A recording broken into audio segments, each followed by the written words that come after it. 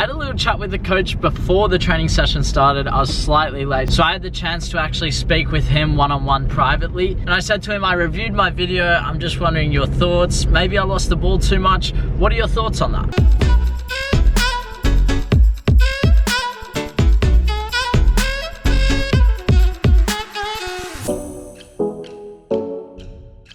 Yo, what's going on Team 20? I hope you're all super well. It is Tuesday morning, which means I've sprint training, and I'm also picking Reg up and taking him to sprint training. But man, oh man, his team lost on the weekend, which pretty much gives us a final spot. So I'm gonna go give that to him. Pretty much just thank him. I think he's really looking out for me and just being a great friend. So let's go catch up with him. Mate, explain. Explain. I can't. You've given us a final spot. I want to thank you, good sir. You are the best person on this earth. Thank you. You're welcome. Cheers, man. Cheers. Thanks. I've been throwing the games for you on purpose.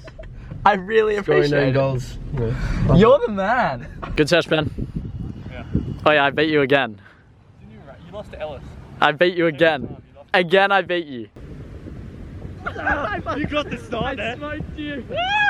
You cheated off the start. You winner. You were ahead. Don't even talk. I beat you. Why are you on the ground? That's what I thought. I'll get up. That's not. See ya. Finished the session. Reg, how did you find it, mate? It was good. It was pretty tough, as usual. Did some sprints at the end. But sled runs as well. Sled runs. Oh, bit of weight. They are tough. They're completely working on power. Yeah. But you know, it just works on form as well, making sure that we can push through that. And then I think it's just because when you do it without the sled, you just feel lighter, yeah, I guess. It is. It makes you feel just powerful. Yeah, because the run after the sled, I always feel like I'm just gliding across. Yeah. It's pretty sick. So we did that. I've had something in my ankle over the last 4 days where it's just a little niggle. I feel it on that running because my heel is just smacking against the ground. So I pulled up a little bit and I had Clayton massage it, and now it feels a lot better. So I need to continue doing that. I may go to the physio just to double check and make sure everything's okay, but we'll see. Now, did you see my race against Ellis? Yeah, it was a close one. Yeah, he runs, what is it, 10.8 in the 100 meters. Yeah, and someone said that was a lie in the comments. Man, 10.8, it's not qualifying time for the Olympics. Yeah. I think 10.16 is, he was telling me, something along those lines.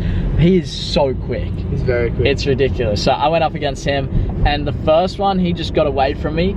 And then the second time, something that you've been working on as well is working the arms. Yeah. And I worked on that on my second run against him, and I managed to not keep up with him, obviously he's faster, but I definitely stayed a lot closer. So I was stoked with that, just making little improvements. It's good, I love it. You just like change something small and then you just get better. Just notice the improvement. It's sick, I love it. So we're heading off now. I'm picking up Lucy, and then I think I'm going to Palm Beach. So let's go pick up Lucy. Lucy's here, how you going? Good. Having lunch, I'm cooking it. And some people might say microwave it. It's chicken with salad, a little bit of salad leaves in that, with rice. I knew you would say microwave it, but you know how it goes here. What do we do? Fry it. Yeah, exactly. This was part of the contract that you signed when we started going out. I didn't sign anything. Anyway, so we started frying the rice. We got that going there. How do you feel about frying things? I'm apprehensive. Well, that's a big word. I go to uni. So after we've had lunch, where are we heading off to? Palm Beach. Now we're going there again because we didn't quite get to the top where we want to go. And we're trying to put together this project which I had in mind. We're slowly getting there. We've filmed, what, 1 shot so far? Dad! What do you think about frying stuff? About what? Frying stuff. It's good. I think I've taught you everything you know about frying stuff. Lucy, especially the pasta. Lucy said it was apprehensive. And I said that was a big word. But I was apprehensive. Oh. It was apprehensive. She was apprehensive. Whoops. What's to be afraid of? It'll be great. So yeah, we're working on this little project which I'm trying to put together. Do you reckon it'll come out good? I think it's gonna be sick. It'll be up on my Instagram in a montage sometime soon. Sorry? It'll be up on my Instagram and they'll be up on my Instagram and in a montage sometime soon. I can't wait to get that one out. I'm loving creating stuff, but now let's get to the cooking. Cooking's done. There's the food. Lucy, live taste test. Give us your thoughts. Here we go. Fried food. See? That's good. Cooking with Tweety. We don't do it wrong around here. We always smash it out. Now, Luce, do we want to go the access trail, which is this way, 15 minutes grade 2, or do we go What's that one? Smuggler's Track. 10 minutes, grade 3. You pick. There's a lot of stairs on this one. But then this one's a little bit more. Let's do the stairs. Stairs? Okay. Stairs. Why'd we choose the stairs? Why? Look, we've gone this far. Nice. And I'm already questioning why we chose the stairs. Oh well, got it now. Oh, look at all this. More stairs. At least I'm getting a leg workout in. Wait, stop complaining. I never complain. We're halfway there. Nice. Maybe, I don't even think halfway. Oh.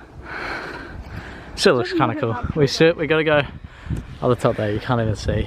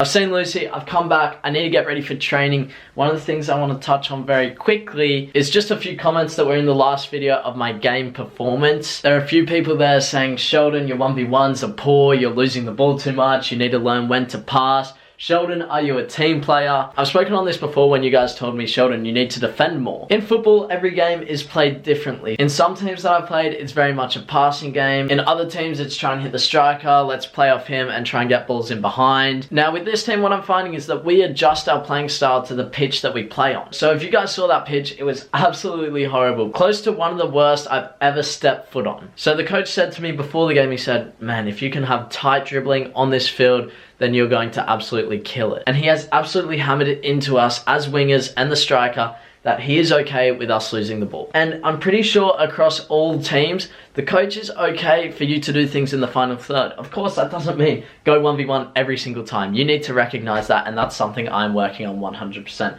There were times in that game where I tried to take on a 1v2 or a 1v1 when it might have been better to put in a cross. So with that in mind, it is difficult for me because I'm trying to fulfill what the coach is asking of me, which is take players on. Even in trainings when we're doing a passing combination, playing out from the back, he wants me to receive the ball out wide, cut in and shoot, which is exactly what I did on the weekend. So I'm fulfilling what the coach wants of me. Just as a side note, I'm completely okay with saying this on camera because if a defender sees this and tries to defend me with the stuff that I'm saying, all I have to say is good luck. So with that said, I still need to work on my decision making 100%. And that's something I'm trying to improve. We all have things that we need to improve. So when I see these comments that say, Sheldon, you need to learn to pass more. Sheldon, you're turning into a ball hog. Sheldon, you're not a team player.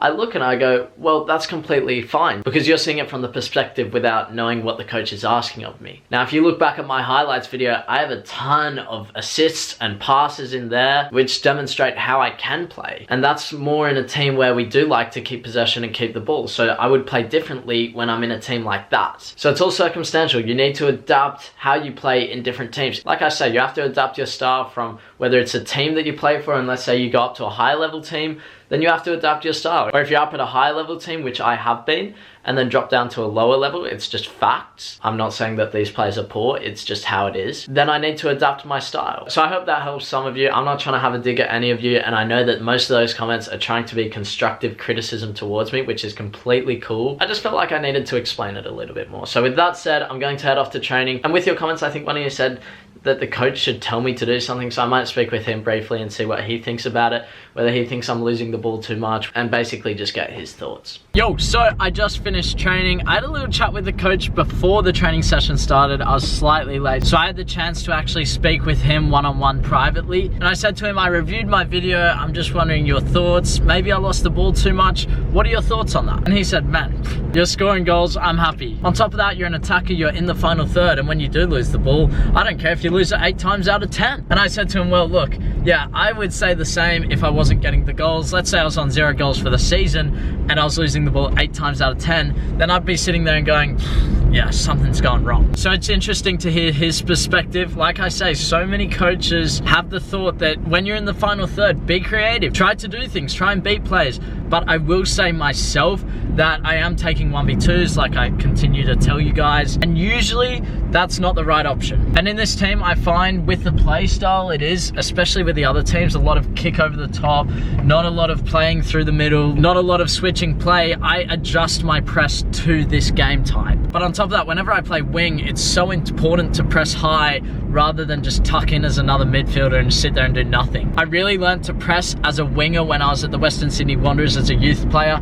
and I was just dropping in, doing my role, and the coach yelled at me and spoke to me at half time and said, what are you doing? You're doing nothing, you're not affecting the game. Step up, stop the switch of play. So I've taken that and just applied it ever since, and it's been working so much for me. It allows me to stay higher up the pitch. Now, if we were playing against a more possession-based team where I thought they may switch it, I'll need to drop a little more. But here it's almost like once the ball goes over the top, I'm up and ready to go so we can hit them on the counter. And I can tell you that's definitely working. We've been winning games. I think I've lost 1 game when I've started the match, and I think I've scored 12 in 11 games. So stats don't lie. But stats are stats. On top of that, I want to improve my general play, so I will continue to work on my 1v1s, continue to work on my decision making. So a few things to work on. Really good to speak with the coach there. Great session as well. I scored an absolutely sick goal. We pretty much did 2 passing drills as the warm-up, then got into an 11v11, 45 minutes. I think the score was 2-2. It was the first team versus the reserve team, and I scored both our goals. My second one was absolutely sick. I got one-on-one with the centre-back. I faked my shot, cut it down the line, and then the other centre-back came in. I think I tapped it past him again, and at this point I was about 1 metre away from the byline, and I had the worst angle, and I thought, man, the only thing I can do here is chip it. So I chip it over the keeper because I knew he was coming out and trying to block my angle, so I chip it over him, and it goes in. I was just like, damn. Good goal, Sheldon. So yeah, that was my session. Heading home now. I'm just about to have a shower and head off to bed. So, Team Tweety, I'm signing out. Make sure you leave a like and subscribe. Join Journey, and I'll see you in tomorrow's video. Bye.